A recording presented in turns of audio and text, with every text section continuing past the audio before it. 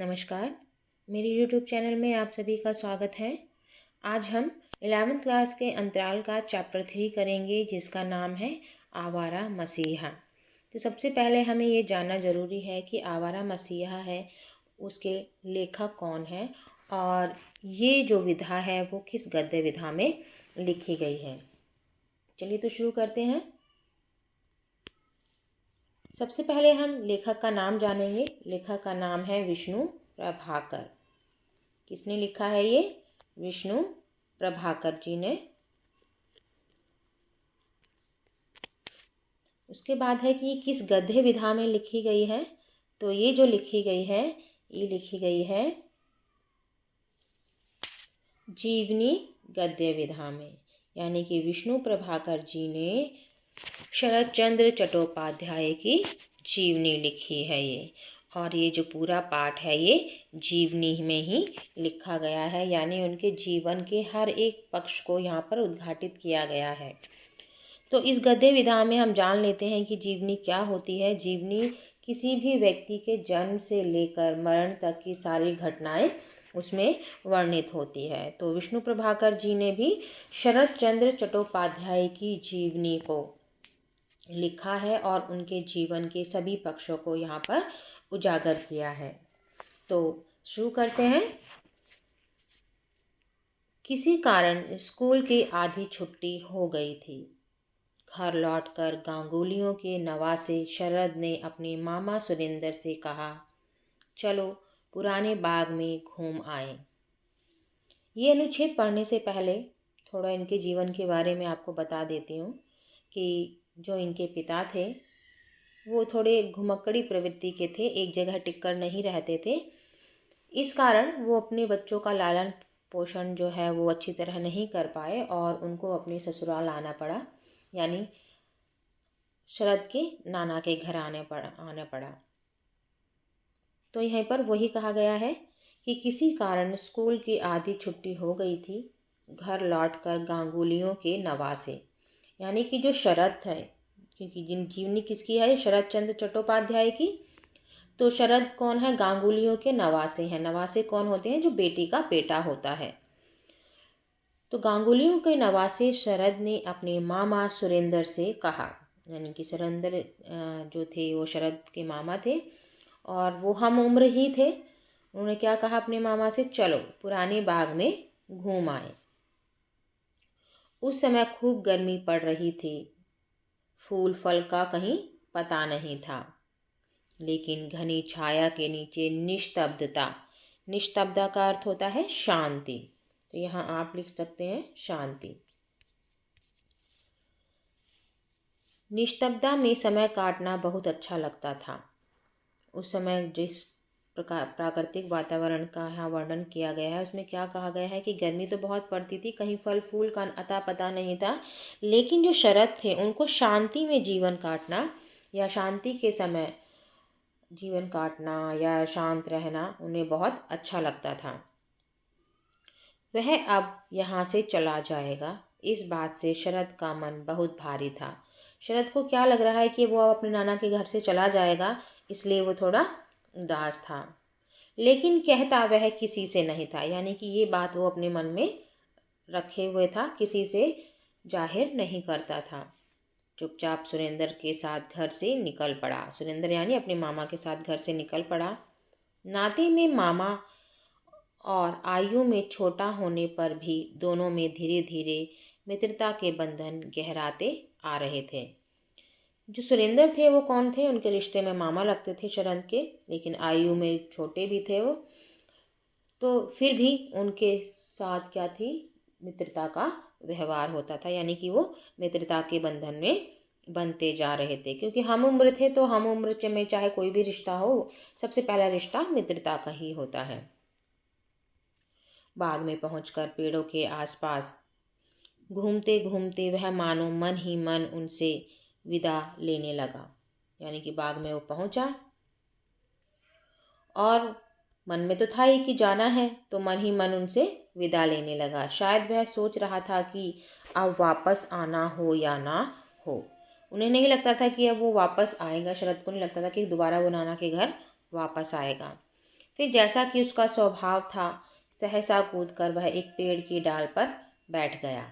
शरद का स्वभाव बहुत ही चंचल स्वभाव था, शैतानी प्रवृत्ति का हम यही कह सकते हैं।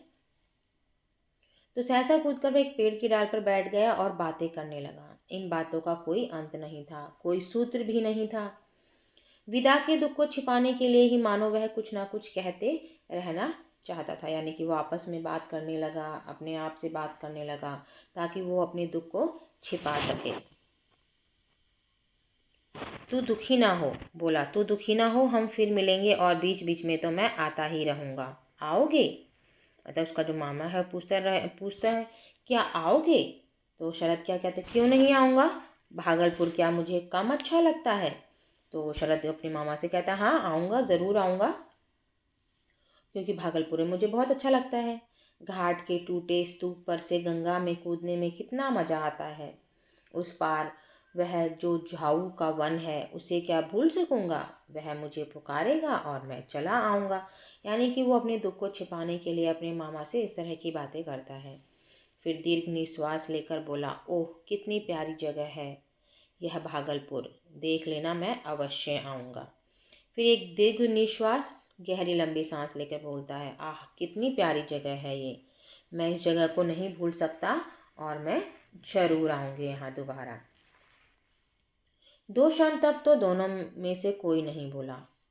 फिर अचानक ही शरद ने कहा, पेड़ पर चढ़ना बड़ा ज़रूरी है। मान लो किसी वन में जा रहे हैं। हठात संध्या का अंधकार फैल गया। हठात यानी अचानक से संध्या का अंधकार फैल गया। चारों ओर से हिंसक पशुओं की आवाज़ें उठने लगीं। तब यदि पेड़ पर चढ़ना न आया तो महाविपद। महाविपद मतलब बहुत बड़ा संकट है कि हम पेड़ पर चढ़ रहे हैं, मतलब कोई हिंसक पशु की आवाज़ आ रही है और अगर हम पेड़ पर नहीं चढ़ पाए तो इसका मतलब क्या है, बड़ा गहरा संकट आन पड़ा। सुरेंद्र ने पूछा, अगर गिर पड़े तो? शरद ने कहा, गिरेगा क्यों रे? वह और ऊपर चढ़ गया। एक कपड़े से कमर को पेड़ की एक मोटी शाखा से बांधा और लेट गया। बोला, इस तरह सोकर रात काटी जा सकती है। नाना के घर रहते शरद को लगभग 3 वर्ष हो गए थे। इससे पहले भी वह माँ के साथ कई बार आ चुका था। सबसे पहली बार उसकी माँ जब उसको लेकर आई थी तो नाना नानियों ने उस पर धन और अलंकारों की वर्षा की थी। अलंकार तो आप जानते ही हैं, यानी कि जो ज्वेलरी होती है, गहने होते हैं, उसको अलंकार कहा जाता है। तो जब पहली बार माँ उसको लेकर आई थी तो होता ही है कि जो नाना नानी हैं वो अपने नवासे को धन भी देते हैं या कोई सोने की चीज़ भी देते हैं। तो इसी तरह से कहा है कि अलंकारों की वर्षा की थी। उनके नाना थे, नाना का नाम था केदारनाथ। ठीक है, यहाँ पर देखिए, नाना केदारनाथ ने कमर में सोने की तगड़ी पहनाकर उसे गोद में उठाया था। तो आपसे क्वेश्चन पूछ सकते हैं कि शरद के नाना का नाम क्या था? केदारनाथ था। उस परिवार में इस पीढ़ी का पहला लड़का था वह। तो शरद जो था, क्योंकि उनका पहला नवासा था और उस परिवार का पहला बच्चा था, इसलिए नाना केदारनाथ ने उसे सोने की तगड़ी दी थी जो कमर में बांधी जाती है। लेकिन 3 वर्ष पहले का यह आना कुछ और ही तरह का था। उसके पिता मोतीलाल यायावर प्रवृत्ति के स्वप्नदर्शी व्यक्ति थे। जैसे कि मैंने आपको पहले भी बताया है, उनके पिता यायावर यानी कि घुमक्कड़ प्रवृत्ति के थे, जो एक जगह टिककर नहीं रहते थे। और स्वप्नदर्शी यानी कि वो ज़्यादातर स्वप्न में ही, जैसे हम कहते हैं, ख्वाबी पुलाव ही बनाते रहते थे और कोई भी जो काम होता था उसको एक जगह टिक कर नहीं करते थे, चाहे कोई नौकरी हो या कोई भी काम हो। तो इस तरह से वो किसी एक नौकरी में से नहीं बंधे रहे और इधर उधर उन्होंने पूरा जीवन काट दिया। इस कारण उनकी माँ को अपने पिता के घर आना पड़ा। जीविका का कोई भी धंधा उन्हें कभी बांध कर नहीं रख सका। चारों ओर से लांछित होकर वह बार बार कामकाज की तलाश करते थे। नौकरी मिल भी जाती थी तो उनके शिल्पी मन और दास्ता के बंधन में कोई सामंजस्य ना हो पाता था, क्योंकि उनके पिता जो थे वो शिल्पी मन के थे, मतलब थोड़ा क्रिएटिव टाइप के थे, जो कुछ नया करना चाहते थे। लेकिन दास्ता के बंधन, क्योंकि जब भी हम कहीं नौकरी करेंगे तो टिक कर रहना पड़ेगा, तो उसमें वो तालमेल नहीं बिठा पाते थे। सामंजस्य मतलब तालमेल।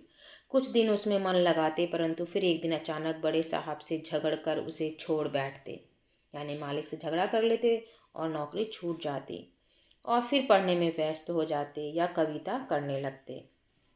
कहानी, उपन्यास, नाटक सभी कुछ लिखने का शौक था। चित्रकला में भी उनकी रुचि थी।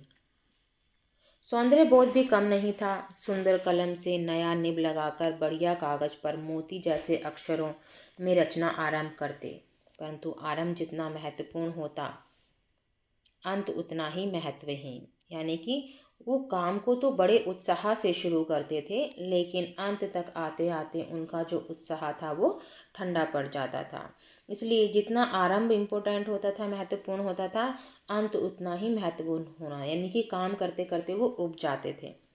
अंत की अनिवार्यता मानो उन्होंने कभी स्वीकार ही नहीं की थी। उनके जीवन में क्या था कि अंत कभी किसी चीज़ का नहीं होता। ऐसा उनका अनिवार्यता कहा है ना कि ज़रूरी नहीं किसी चीज़ का अंत हो।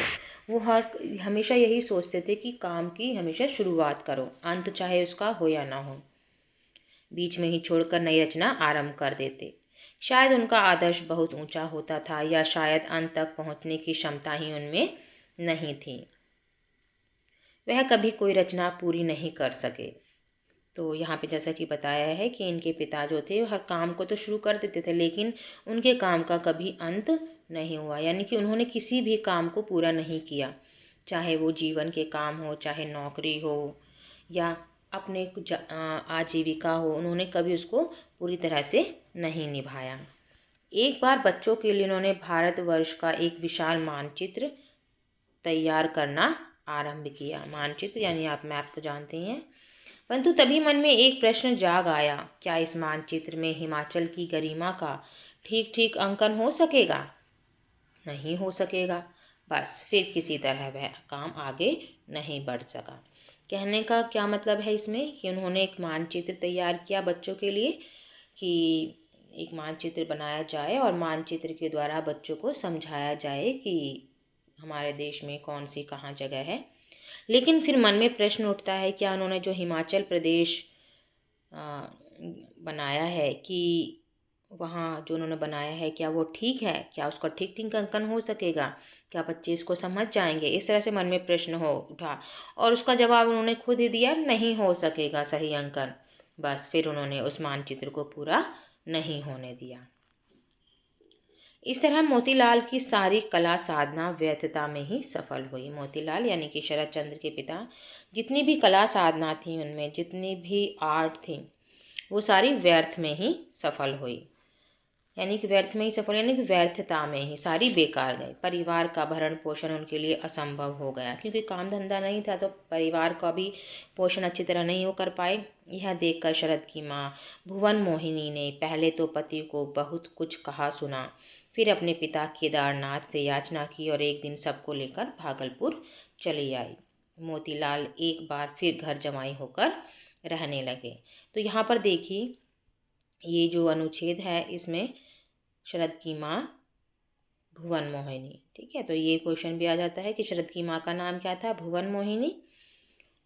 और इस कारण क्योंकि वो जीविका का कोई साधन नहीं था, तो उनकी माँ उनसे नाराज रहती थी उनके पिता से, और इस तरह से उन्होंने उनसे अपने पति से कहा, लेकिन जब उन्होंने नहीं माना तो अपने पिता केदारनाथ के यहाँ वो चली आई और फिर मोतीलाल को घर जमाई होकर रहना पड़ा।